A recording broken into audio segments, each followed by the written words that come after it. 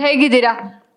ಸುಧಾರಿಸ್ಕೊಳ್ತಾ ಇದ್ದೀನಿ. ಒಂದು ಬಹಳ ದೊಡ್ಡ ಯುದ್ಧವನ್ನು ಮುಗಿಸಿ ಬಂದಿದ್ದೀನಿ. ಬಿಗ್ ಬಾಸ್ ಮನೆ ನಿಮಗೆ ಗೊತ್ತಿರಲಿಕ್ಕಿಲ್ಲ. ಬಿಕಾಸ್ ನಮ್ಮ ಆಡಿಯನ್ಸ್ ತುಂಬ ಲಕ್ಕಿ. ಹೊರಗಡೆಯಿಂದ ಅದೊಂದು ಎಂಟರ್ಟೈನ್ಮೆಂಟ್ ಆಗಿ ಕಾಣುತ್ತೆ, ಒಳಗಡೆ ಇರೋರಿಗೆ ಅದೊಂದು ದೊಡ್ಡ ನರಕ ಯಾತನೆ. ಆ ಹಾಡಲ್ಲೇ ಇದೆ ಗೊತ್ತಾ, ಬಿಗ್ ಬಾಸ್ದು ದೊಡ್ಡವರು ಅಡ್ಡಡ್ಡ ಉದ್ದದ್ದ ಮಲಗಿದ್ದಾರೆ ಅಂತ. ಅದು 100ಕ್ಕೆ 100 ನಿಜ. ಬಿಗ್ ಬಾಸ್ ಮನೆಗೆ ಹೋಗ್ತಾರೆ ಅಂತ ಯಾರಾದರೂ ಅಂದರೆ ಅವ್ರಿಗೆ ನಿಜವಾಗ್ಲೂ ಎಂಟದೇ ಬೇಕು. ತಲೆ, ಹಾರ್ಟು, ಬಾಡಿ 3 ಗಟ್ಟಿ ಬೇಕು.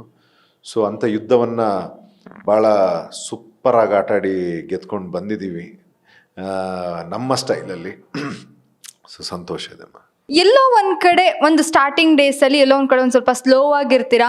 ನಮಗೂ ನಿಮ್ಮನ್ನ ಅರ್ಥ ಮಾಡ್ಕೊಂಡು ಆಸ್ ಎ ಆಡಿಯನ್ಸ್ ಆಗಿ ನೋಡಿದಾಗ ಧ್ರುವಂತವ್ರು ಯಾಕೆ ಸೈಲೆಂಟ್ ಆಗಿದ್ದಾರೆ, ನಾವು ನಿಮ್ಮನ್ನ ಆ್ಯಕ್ಟಿಂಗ್ ಆಗಿ ನೋಡಿದ್ವಿ, ನಿಮ್ಮ ಸೀರಿಯಲ್ಸ್ ಎಲ್ಲ ನೋಡಿದ್ವಿ, ನೀವು ಇದ್ದಿದ್ದು ನೀವು ಏನೇ ಆ್ಯಕ್ಟಿಂಗ್ ಆಗಿ ಮಾಡಿದ್ರು ಅದೊಂಥರ ಜಾಲಿ ಲೈಫಲ್ಲಿ ಇದ್ದಂಗೆ ಇರ್ತಿತ್ತು, ಒಂದು ಜೌಲಿಯಾಗಿ ಮಾಡ್ತಾ ಇದ್ರಿ.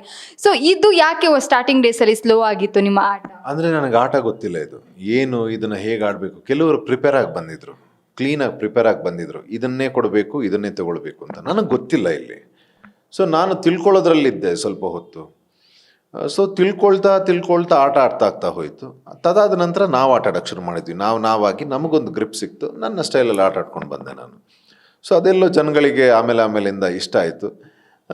ಸೊ ಅದೇನೋ ಗೀಲ್ಸ್ ಎಲ್ಲ ಈಗ ಹೊರಗಡೆ ಬಂದು, ನಮಗೆ ಒಳಗಡೆ ಇರಬೇಕಾದ್ರೆ ಗೊತ್ತಿರಲ್ಲ ಏನು. ಹೊರಗಡೆ ಬಂದು ಗೊತ್ತಾಯಿತು ನಾವು ತುಂಬ ಚೆನ್ನಾಗಿ ರೀಚ್ ಆಗಿದ್ದೀವಿ, ನಮ್ಮ ಮ್ಯಾನರಿಸಮ್ ಇಷ್ಟ ಆಗ್ತದೆ ಜನಗಳಿಗೆ ಅಂತ. ಮತ್ತು ನಿಮಗೆ ಗೊತ್ತಿರ್ಬೋದು, ಎಲ್ಲಿವರೆಗೆ ನಾನು ನನಗೆ ಆ PR ಮಾಡಬೇಕು, PRs ಇದು ಏನೂ ಗೊತ್ತಿಲ್ಲ. ಇವತ್ತು ಹೊರಗಡೆ ನಾನು ಈಗ ಆಗಿದೆ, ನಾನು ಎಕ್ಸ್ಪೆಕ್ಟೇ ಮಾಡಿರಲಿಲ್ಲ. ವಿದೌಟ್ PR ನನ್ನ ರೀಚ್ ಇಷ್ಟು ಮಟ್ಟಿಗೆ ಬಂದಿದೆ ಅಂತ. ವಿದೌಟ್ 24 hours ಯಾರ್ದೋ ಸಲೂನಲ್ಲಿ ನಾವು ಒಂದು ಹೇರ್ ಕಟ್ ಅವ್ರು ಹಾಕಿರೋದು ವಿದಿನ್ 24 hours 3 million ಹೋಗಿದೆ ನಾನು. ಆ್ಯಂಡ್ ಮೈ ಮಹಾಕಾಲ್ ಅಂತ ನಾನು ಏನು ಹೇಳ್ತೀನಿ ಅದು ಬ್ರ್ಯಾಂಡ್ ಆಗೋಗಿದೆ. ಸೊ ಇದು ಈ ರೀತಿ ರೀಚ್ ಹೋಗುತ್ತೆ ಅಂತ ಗೊತ್ತಿಲ್ಲ. ಈಗ ಬೇರೆಯವ್ರದ್ದೊಂದು ಆಟ, ನನ್ನದೇ ಒಂದು ಇಂಡಿವಿಜುವಲ್ ವಿದೌಟ್ PR ಈ ಮಟ್ಟಿಗೆ ಹೋಗುತ್ತೆ ಅಂತ ನನಗೆ ಗೊತ್ತಿರಲಿಲ್ಲ. ಸೊ ಎಲ್ಲೋ ಒಂದು ಕಡೆ ಪ್ರೂವ್ ಮಾಡಿದ್ವಿ ನಾವು, ಇಂಥ ರಿಯಾಲಿಟಿ ಶೋ ಅಲ್ಲಿ PRಗಳ ಅವಶ್ಯಕತೆ ಇಲ್ಲ. ನೀವು ಕರೆಕ್ಟ್ ಒಳ್ಳೆ ಪರ್ಫಾರ್ಮರ್ ಆಗಿದ್ದರೆ ಜನಗಳೇ ನಿಮ್ಮನ್ನು ಕರ್ಕೊಂಡು ಹೋಗ್ಬಿಡ್ತಾರೆ ಅಂತ.